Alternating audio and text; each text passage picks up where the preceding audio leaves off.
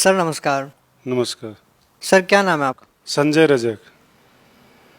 कहाँ से हैं सर आप? भागलपुर बिहार से। सर संत रामपाल जी महाराज से नाम दीक्षा कब लिया आपने?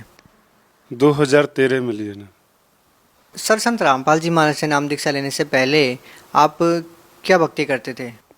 हम पहले संत मत से जुड़े हुए थे और संत मत से जुड़ के जो है अपने दीक्षा प्राप्त करके और जो हमारे गुरुजी पहले जो साधना बताए थे वो साधना हम गंगा नदी के किनारे अपना ध्यान लगाते थे और ध्यान लगा के और उस सुषमना के द्वार जो है जो 10वां द्वार बोलते हैं उसी द्वार में से हम अपने सुरती को लगाकर और उस 10वां द्वार में प्रवेश कर जाते थे। तो हमारे शरीर जो है दो भागों में हो जाते थे। एक तो शरीर नीचे हमें दिखाई दे रहा था और दूसरा जो सूक्ष्म शरीर जो था वो सुषमना के द्वार से जो गए थे वहाँ भी हम देख रहे हैं कि हम यहाँ भी हैं और हम नीचे भी शरीर हमारा रखा हुआ। तो वहाँ का दृश्य देख के हमें ऐसा आनंद लगा कि हे भगवान इसी देश में रहें तो हमें भूख और प्यास जो है ये नहीं यहाँ लगते हैं। तो उन वहाँ का आनंद देखकर जो है बहुत आनंदित हो गए हम और वहाँ से एकाएक चेतना मन में आया कि नीचे वाला जो शरीर है हम जो छोड़ कर आए हैं तो ऐसा चेतना है कि नीचे वाले शरीर में जाओ नहीं तो वो शरीर तुम्हारे नष्ट हो जाएंगे। तो हम अपने शरीर को देखते नीचे कि हमारे शरीर में नीचे कितने मक्खी बैठे हुए सब कुछ दिखाई देते। जब वहाँ से चेतना हुआ कि नीचे वाले शरीर में जाना है तो जैसे हम अपना विचार की बस तुरंत इस शरीर के अंदर में जो है हम प्रवेश कर गए। जैसे रॉकेट के तरह हम शरीर से निकले हुए थे और फिर रॉकेट के तरह इस शरीर में पुनः वापसी आ गए। तो जब हम वहाँ शरीर में आए तो हमारे शरीर जो है पूरा जाम हो गए थे। ये शरीर कुछ काम नहीं करते, हम बेहोश के रूप में हो गए थे। फिर हम होश में जब आए तब हमें जो है पता चला कि परमात्मा संत महात्मा जो बताते हैं कि सूक्ष्म कोई और देश है। तो उन चीज़ों को हम देश को देखकर हमें महसूस हुआ कि हम सूक्ष्म देश है। तो उन चीज़ों को देख के फिर हम बहुत साधु संत से जाके ज्ञान चर्चा करने लगे। तो ज्ञान चर्चा करने लगे तो साधु संत जो है बोलते थे, उनसे हम पूछे कि ये सूक्ष्म क्या चीज़ होता है। तो उन्होंने जब हमसे बोलने लगे तो हम उनसे बोले कि आप तो बताते सही है लेकिन बताइए कि आप कभी सूक्ष्म उस 10वां द्वार में कभी प्रवेश किए हैं कि नहीं किए। तो वो साधु संत बोलने लगे कि हम कभी नहीं गए हैं लेकिन हम किताबें पढ़कर हम बोलते हैं। तो उन सब चीज़ों को देख के हमें ऐसा लग रहा था कि क्या ये साधु संत केवल बोलने का होता है, क्या करने की चीज़ नहीं है इनको। तो उन सब चीज़ों को देख तो हम गंगा नदी के किनारे जो रह रहे थे पहले इन सब साधनों को जब हम देखे तो हमारे जो पहले लाल वस्त्र हम पहने हुए थे, हमारे दाढ़ी जो थे इतने बड़े बड़े थे और हम बहुत साधु संत से ज्ञान चर्चा किए। लेकिन ये जो सूक्ष्म की बात है जो हमने सफ़र किया ये सब बहुत बताने में जो है वो सफल रहे। तो संत रामपाल जी महाराज से जो कोई दीक्षा प्राप्त किए थे उस गांव में तो उनसे हमारे संपर्क हुए। उनसे जब हमारा संपर्क हुए तो उन्होंने ज्ञान गंगा पुस्तक हमें पढ़ने के लिए दिए।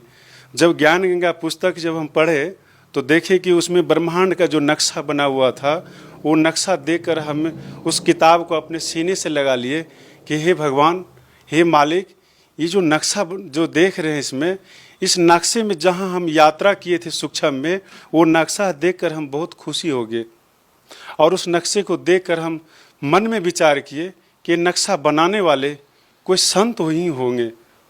तो फिर उनसे हम पूछे कि हम उनसे कैसे मिलेंगे, हमें क्या विधि है उनसे मिलने की। सर जो भक्ति साधना आप कर रहे थे उस भक्ति साधना को करने के बाद आप अलौकिक नज़ारे देखते थे, उसके बाद भी आपने संत रामपाल जी महाराज को अपना गुरु क्यों बनाया?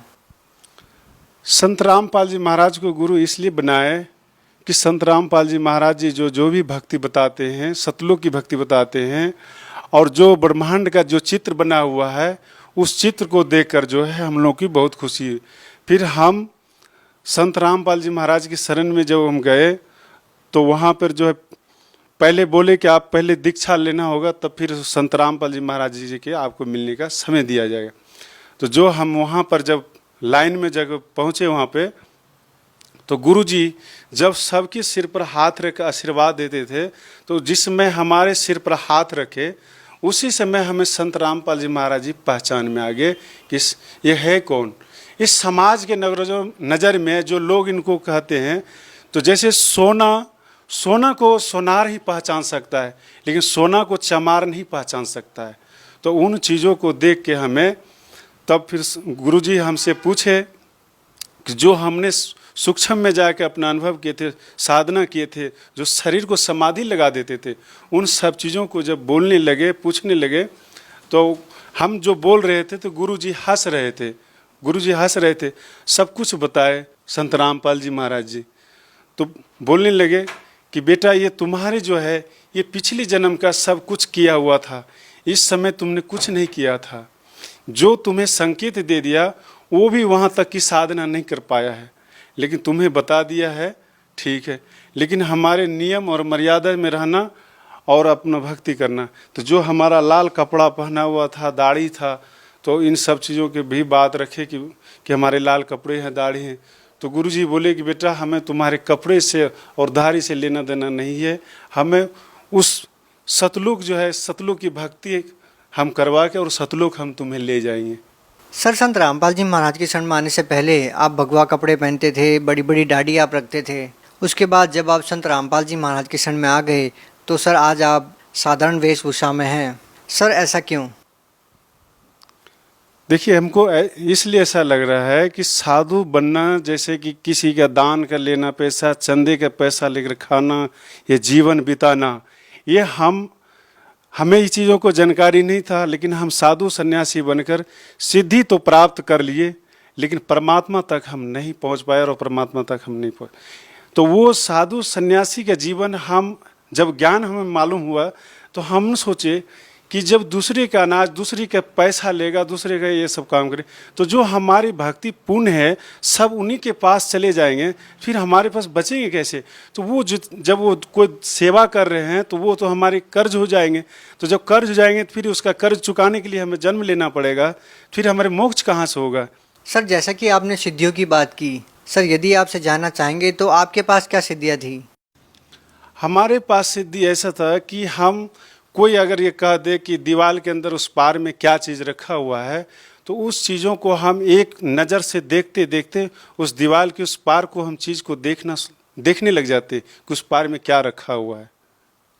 सर देखिए, ये आश्चर्यजनक बात है, विश्वास नहीं होता कि ऐसा भी हो सकता है।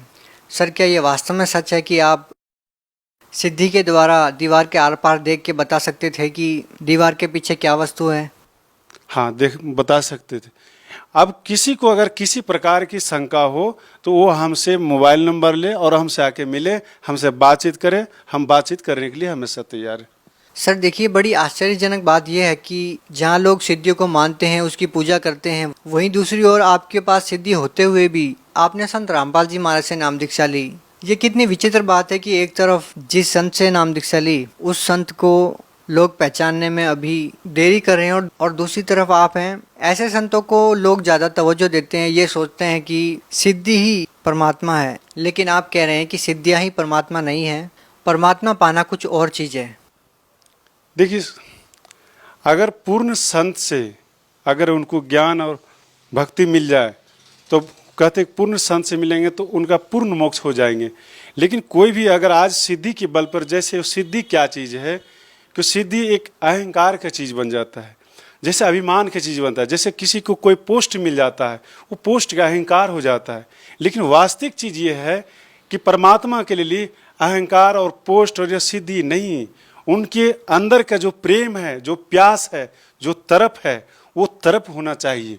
अगर वो तरफ नहीं है तो समझ लीजिए उसके पास कुछ भी नहीं है। सर आप उन लोगों के लिए अपने आप में एक बहुत बड़ा जवाब हैं जो लोग ये कहते हैं कि संत रामपाल जी महाराज कोई चमत्कार करके दिखाए। जब चमत्कार करने वाले ही संत रामपाल जी महाराज किसी से बनने लग जाएंगे तो फिर लोगों के पास सवाल क्या रहेंगे? क्योंकि लोग कहते हैं कि चमत्कार को नमस्कार, लेकिन आप कह रहे हैं कि पूर्ण संत को नमस्कार। सर इस बारे में आप क्या कहना चाहेंगे? देखिए, चमत्कार से क्या होता है कि चमत्कार से तो मोक्ष नहीं होता है, लेकिन ये है कि कि जैसे मान लिया जाए कि हमको परमात्मा चाहिए, तो परमात्मा के लिए जो है वो तरफ होना चाहिए। ये सिद्धि, ये चमत्कार, ये जो कुछ भी है, ये भक्ति मार्ग में जो है एक बाधक होता है। इस बाधक में उलझ जाता है, उलझने के बाद जो है वो जो भक्ति जो है उसका सफल नहीं हो पाता है। सर, जैसा कि लोग संतों के पास इसलिए जाते हैं कि उनको शारीरिक लाभ मिले, मानसिक लाभ मिले या आध्यात्मिक लाभ मिले, आपने संत रामपाल जी महाराज जी को गुरु क्यों बनाया? संत रामपाल जी महाराज को हम गुरु इसलिए बनाए कि हम बहुत साधु संतों के पास भटक भटक के अपना जीवन हमने बहुत खो चुका। जो कि आज हमसे बहुत सीनियर, बहुत साधु, जो कि 500 के ग्रुप में रहने वाले हम साधु थे, जो कि वो उस ग्रुप के लोगों ने कहते थे कि जो हमारे जो सिद्धि शक्ति है वो 500 के ग्रुप में नहीं थे। वो 500 ने ही हम ही को सर्वश्रेष्ठ मानते थे। लेकिन वो 500 ने ये आज भी समझ रहे हैं कि ये आखिर संत रामपाल जी के शरण में क्यों गए। ये हमसे पूछा गया तो हम उनको बताए। बात ये ऐसा है कि हम संत रामपाल जी महाराज के शरण में इसलिए गए हैं कि जो संत रामपाल जी महाराज जो भक्ति बताते हैं, जो साधना बताते हैं, जो नियम बताते हैं, वो है बहुत संतों के पास में नहीं है। बहुत संतों के पास नहीं है जो संत रामपाल जी महाराज। और संत रामपाल जी महाराज को जो आज कोई भी इनको साधारण मानते हैं, ये साधारण नहीं है, यह समझ लीजिए कि पूर्ण परमात्मा है। क्योंकि परमात्मा को वही पहचान सकता है जिनका आत्मा परमात्मा के लिए तरफ होता है, और जिनकी आत्मा में तरफ नहीं है वो परमात्मा को नहीं पहचान सकता। सर, कितनी विचित्र बात है ना कि आपके पास सिद्धियां होते हुए भी उन सिद्धियों का इस्तेमाल न करके आप संत रामपाल जी महाराज की शरण में गए।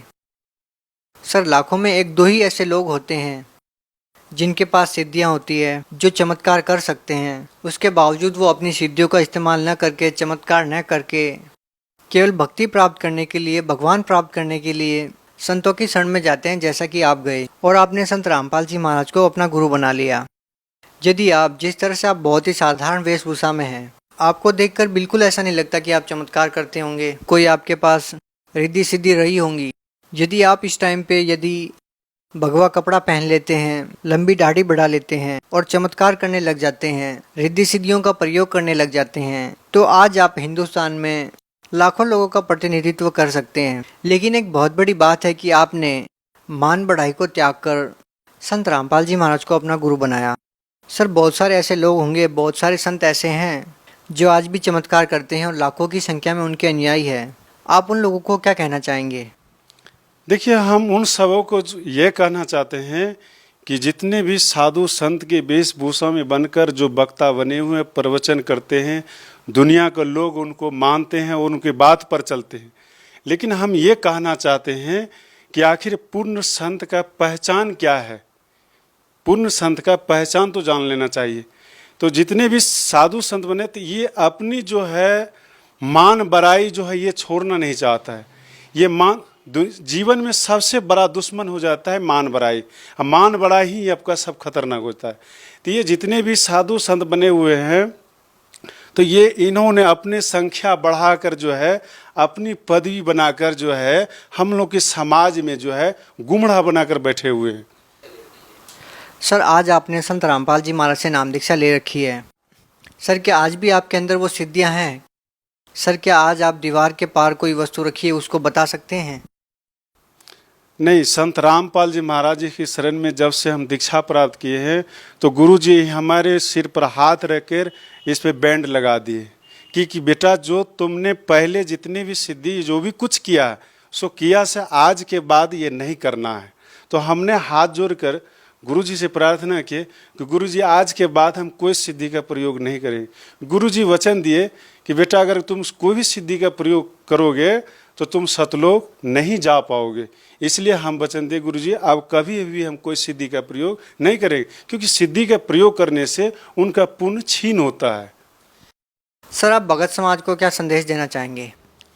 भगत समाज से हम ये संदेश देना चाहते हैं कि जो भी कोई भी पंथ में इधर उधर कहीं भी भटक रहे हैं, तो ये आपका जो है समय आ गया है, तो आप जो है इधर उधर ना भटके और आप संत रामपाल जी महाराज के शरण में जो टीवी चैनल साधना चैनल पर जो प्रोग्राम आते हैं, उस चैनल पर प्रोग्राम में जो मोबाइल नंबर रहता है, उस मोबाइल नंबर से बात कीजिए। जो जहाँ से भी है उनको दीक्षा प्राप्त हो जाएंगी। बहुत बहुत धन्यवाद।